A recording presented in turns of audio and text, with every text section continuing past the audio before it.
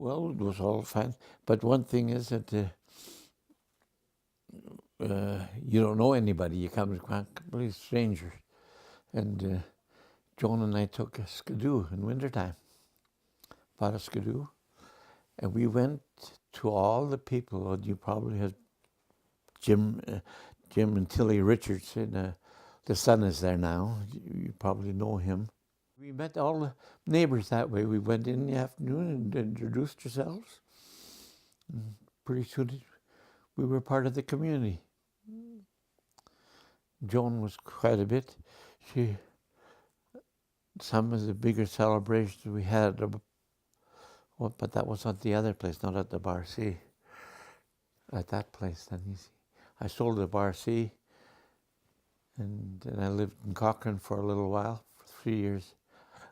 I couldn't live on 20 acres. I never lived in anything that small in my life. But I had bought the ranch in Hannah, and I had the farm in Carstairs. So I spent most of my days in either place. You got to know the people, and you did join the community. And Joan was very well. She was better known in Cochrane, I think, than I was, because I was always on different businesses and away from there. Yeah, we had something we missed was always parties. Every month we had a party, at least a month, by somebody's house. They were great parties. People did that more than they did now.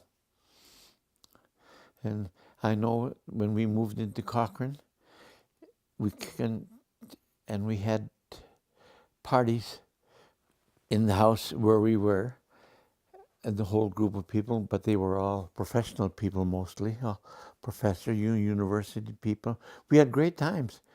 But I asked somebody after, well, how's the party? They never had a party again. I guess it takes somebody to start it. And they were all a good time, it seemed to be. They had lots of fun. And some of them got to be real good friends.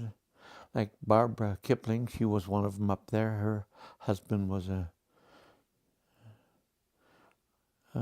something to do with, anyway, at the university.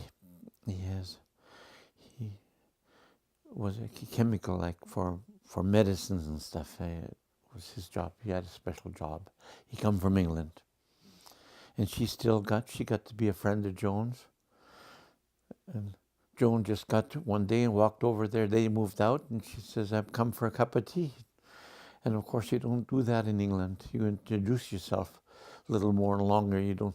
But Joan introduced herself and asked for a cup of tea all at the same time.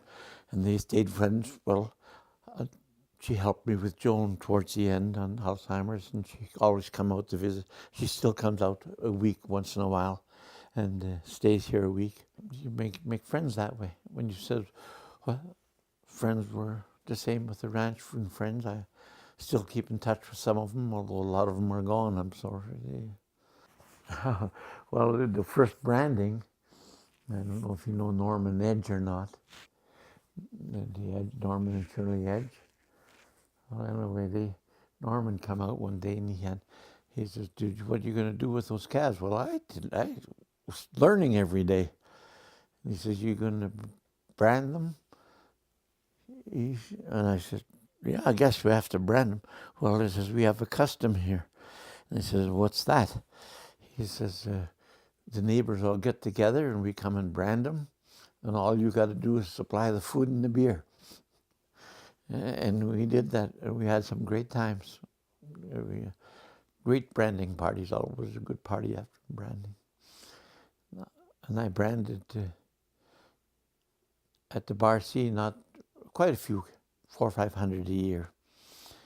But then on that ranch there, I branded, and it's written in a book someplace, and I can't remember the name of the author, because they were quite surprised. We branded 1,200 in one day. And we did that twice.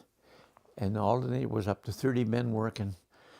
And Joan cooked for about 100 people for the party afterwards, you see.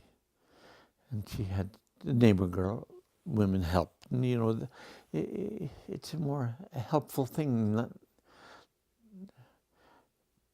people helped each other. I remember that was another branding on the other place there. Joan's mother died, and the neighbors all took over.